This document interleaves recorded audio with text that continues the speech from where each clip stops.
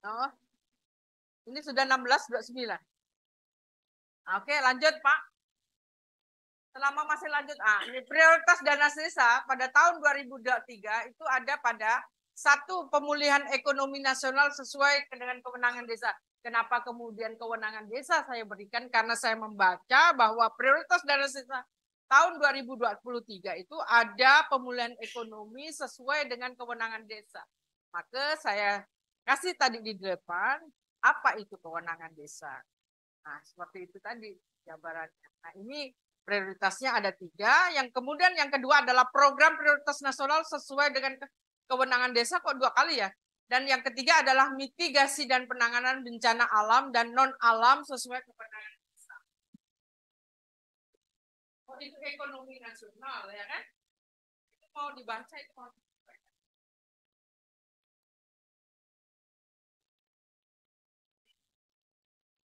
Apa tangannya? Sudah.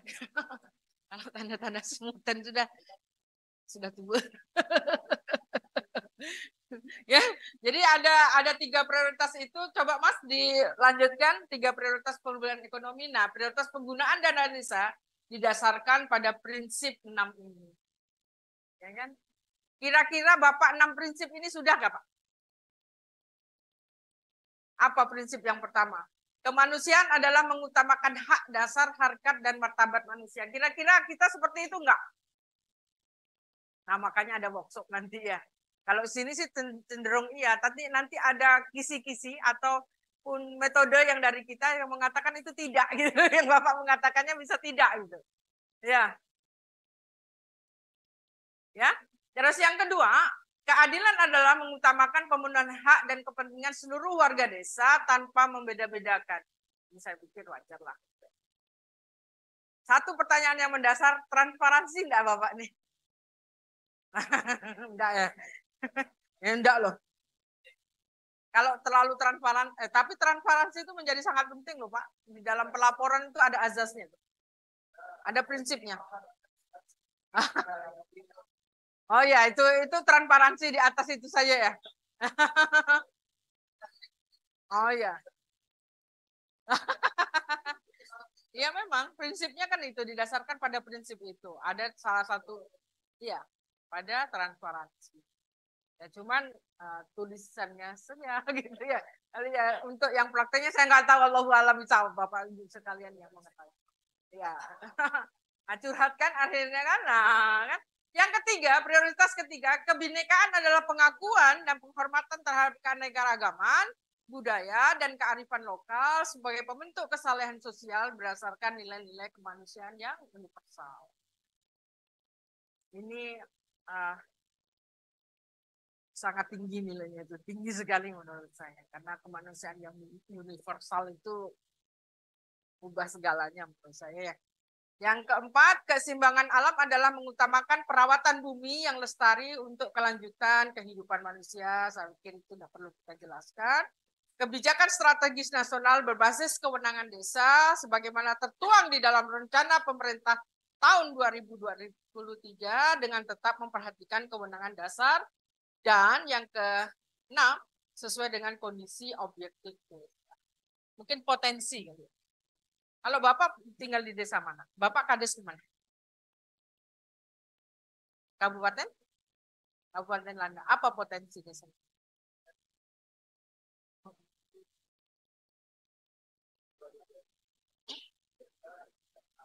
Wisata. Apa wisatanya? Terjun apa? Meriam semua.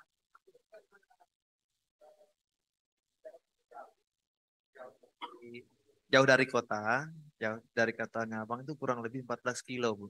Jalannya berbatu-batu. Nah, paling dalam 1 tahun tuh tahun baru dengan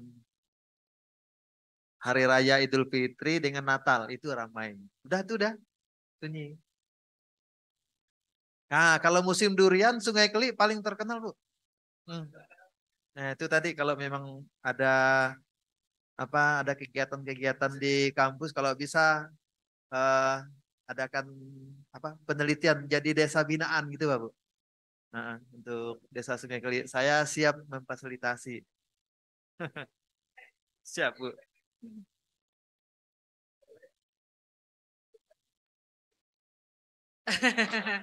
Nah, durian itu kan cuman hanya konsumsi lokal saja ya. Belum pernah kita ekspor. Kenapa belum kita ekspor? Karena apa? Dia mudah pecah, mudah merekah itu karena kandungan alkoholnya itu tinggi, Bapak. Nah, bagaimana kemudian Bapak bisa kerjasama dengan Lemblit gitu ya untuk mengurangi mereduksi itu sehingga kita bisa mengekspor itu yang kita sebut dengan Pak Radian itu tadi. Pak Radian wakil rektor satu tadi. Nah, itu sudah biasa gitu Pak ya. Dudul ya kata orang Jawa kan dudul ya. Nah, tempoyak hanya orang-orang tertentu saja. Tapi bagaimana kemudian kita punya teknologi tepat guna sehingga ekspor durian kita itu ke mancanegara gitu Pak. Ya kan ada durian-durian biasanya kan Thailand itu ya.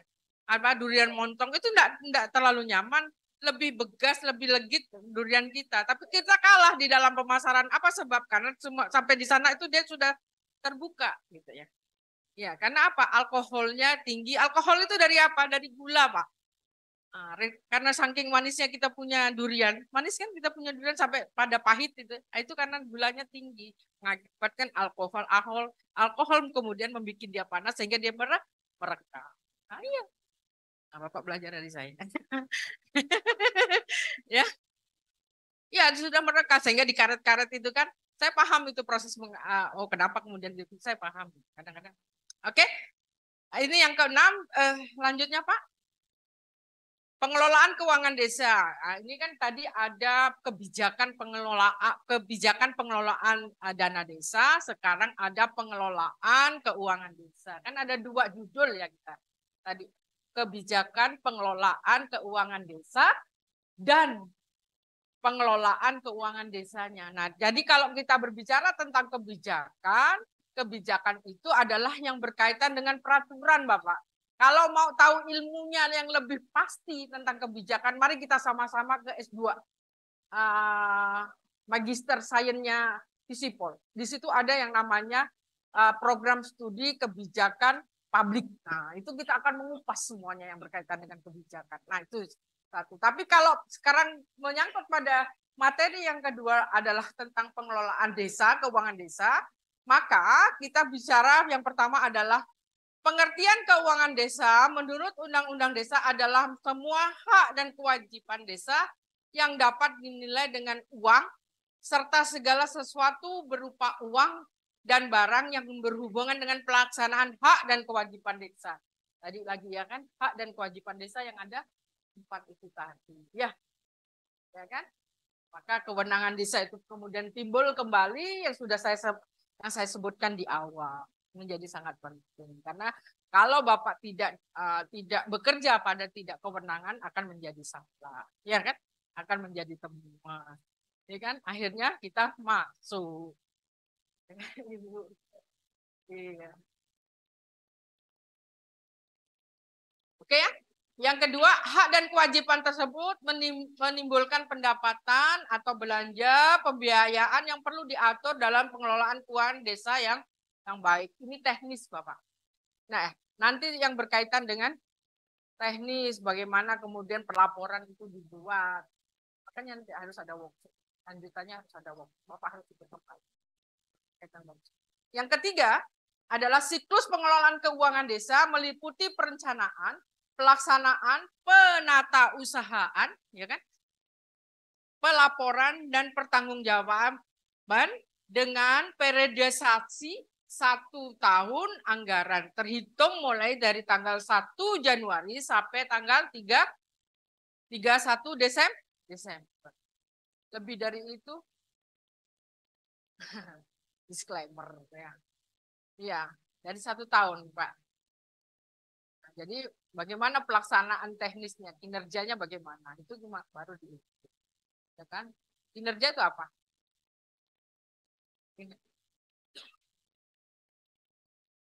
Kinerja itu adalah keluaran yang Bapak mampu lakukan dari kewajiban yang dibebankan. Jadi kalau bebannya 10, Bapak kinerjanya cuma dinilai 5, ya Bapak hanya bisa mengerjakan 5 tugasnya pokok itu saja. 5-nya tinggal itu kinerja. Ya kan performance namanya. Ya, tahu kan?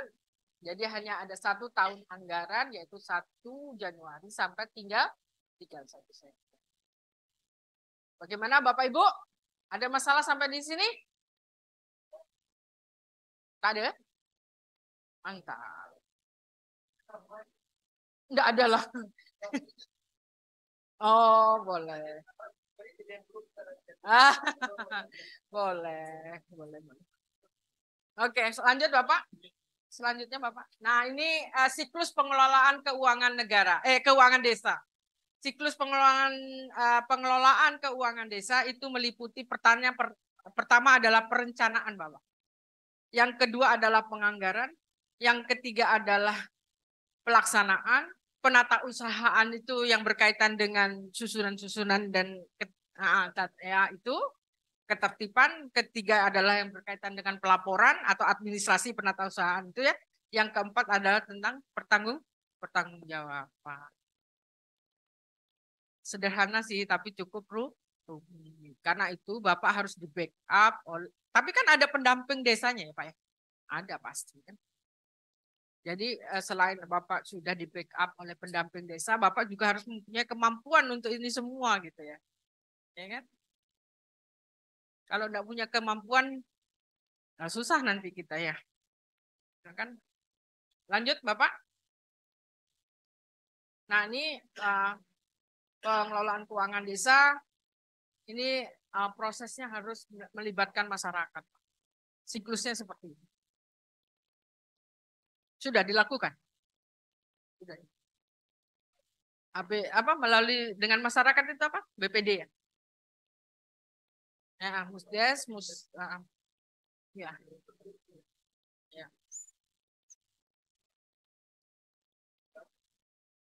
Dusun ya? Mulai dusun dulu kan? Nah. Ya.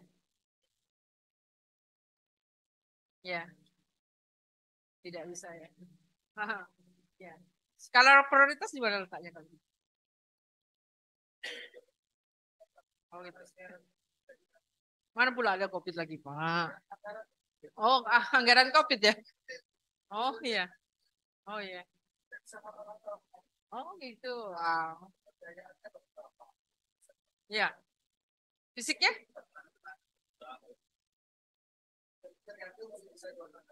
Iya.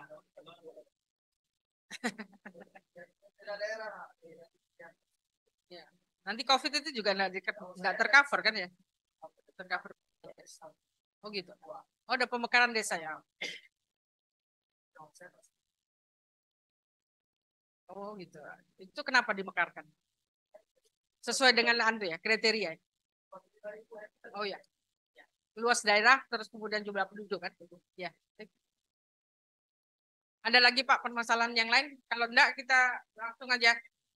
Ini harus kemudian sesuai dengan ini priorisasi asas pengelolaan keuangan daerah yang tadi saya bilang itu, yaitu adalah transparan, tertib dan disiplin, partisipatif dan akuntabel. Akuntabel itu apa? Nah, dapat dipertanggungjawabkan. Ya, kira-kira semua sudah melalui proses ini, Insya Allah. Dan harus ini. Ya, ya. Itu 50.000 yang lama. Ya, jadi semua ini adalah asas pengelolaan keuangan desa. Jadi lanjut Ibu. Nah, sumber-sumber keuangan desa itu tadi sudah disebutkan baik oleh Bapak apa tuh Dirjen tadi atau Bapak Direktur tadi, terus Bapak Pak Eka gitu tadi ya sudah disebutkan bahwa ada 7 sumber desa, 7 sumber pendanaan desa yang digunakan untuk pembangunan desa sesuai dengan tadi itu ya berdasarkan apa prinsipnya, satu kemanusiaan, adil dan segala macam. PAD pendapatan asli desa. Ya, belum ada Pak. Jual durian? Oh, iya. Iya, PAD. Pendapatan asli daerah kira-kira Bapak apa potensi yang Bapak bisa jual atau bisa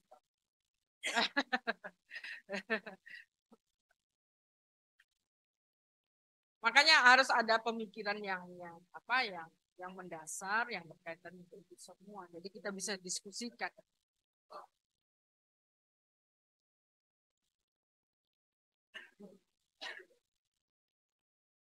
TBS itu tandan buah segar itu ya, untuk sawit ya. Kalau sudah nginap sehari, bukan TBS itu. Ya, ya, itu turun residuan, itu turun kandungan. Ya, nggak banyak turun. Itu mau hati-hati juga. Iya, jadi mau ada semacam konsep inovasi, inovasi-inovasi yang Bapak ciptakan selain hanya melihat potensi yang itu. Jadi kalau ada dulu itu istilah one product, one village gitu ya, satu produk gitu ya. Coba digali lagi. Takutnya kalau kemudian tidak ada diversifikasi usaha atau diversifikasi kegiatan, itu akan menjadi mati kalau itu sudah tidak lagi booming. Saya dulu pernah menanam semangka, Pak. Semangka di daerah uh, Singkawang. Ya, bukan, Pak. Jadi ketika saya karena saya pionir gitu ya, saya tuh bagus panennya. Sekali panen itu buah A itu 100 juta saya dapat. Tapi begitu karena kita berhasil semua ikut. Nah, itu kemudian makanya harus ada one product, one village, tapi kemudian jangan itu kemudian kita terpatok pada satu SDA saja gitu ya, tapi harus diversifikasi di berbagai macam kan gitu. Karena itu mati akhirnya saya punya usaha itu mati karena yang lain tuh ya ya ya.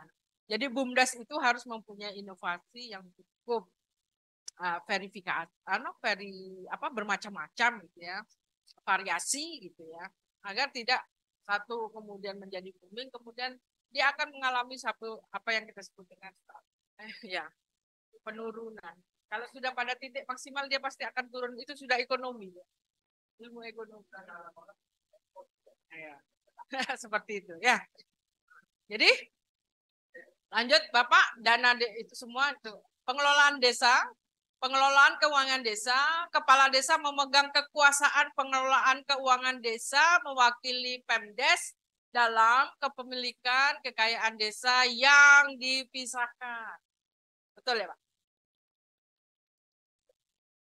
Besar itu ya. Iya. Terus Sekdes itu sekretaris desa itu sebagai koordinasi atau koordinator PT PKD ya. Ada bendahara desa, kemudian masing-masing mempunyai tupoksi yang telah ditetapkan. Pada kepala desa menetap atau menyangkut tupoksinya adalah menetapkan kebijakan tentang pelaksanaan APBD Des, APBD desa. Bagaimana Bapak penyusunannya itu? Oh gitu ya. Iya. Oh gitu ya. Iya.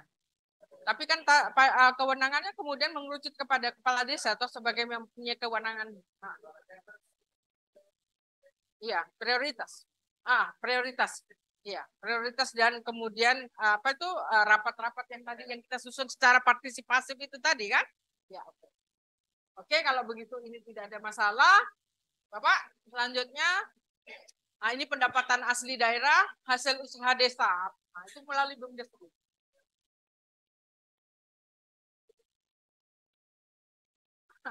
Ya, rata-rata memang belum banyak jalan ya. Ya, ya. Ini ada profesor kami yang dari FISIP itu guru besarnya mengenai BUMDes. Jadi kita perkenalkan Bapak. Kalau ya, ya, ya, karena tidak bisa kita terus kemudian berpatok pada satu sumber ya kan, harus kita gali sebagai negara. Tapi nanti kalau Bapak sudah punya sumber sendiri lalu kemudian menjadi besar, lalu Bapak ingin memisahkan diri pula.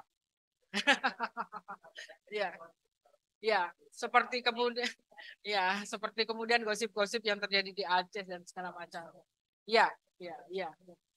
Oke ya, hasil kekayaan desa, tanah kas desa itulah tanah kas desa itu bengkok tadi ya, bengkok ya. Terus ya enggak sah. Apa serong pancong pisangnya. Ya tadi yang saya sebutkan itu. Tambatan perahu kalau ada sungainya ataupun lautnya, terus kemudian ya dermaga, bangunan desa, apa Pak bangunan desa, pelelangan ikan gitu ya, lain-lain kekayaan. Ya, ya, ya. Dan hasil swadaya atau gotong royong dan partisipasi masyarakat, kontribusi dana, kontribusi in natura atau seperti tenaga bahan baku lokal didapat dihitung dalam ini anu kita lihat yang berkaitan dengan apa tuh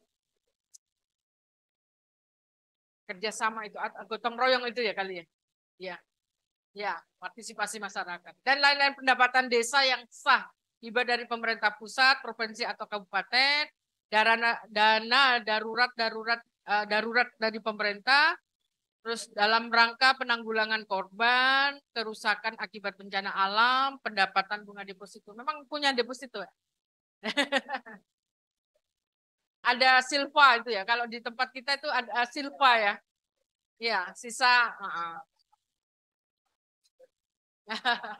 kecil ya Pak ya, tidak merubah apapun ya. Ya, tidak merubah. Dia kalau kalau dia punya deposito 4 miliar atau itu mungkin kan. Saya pikir itu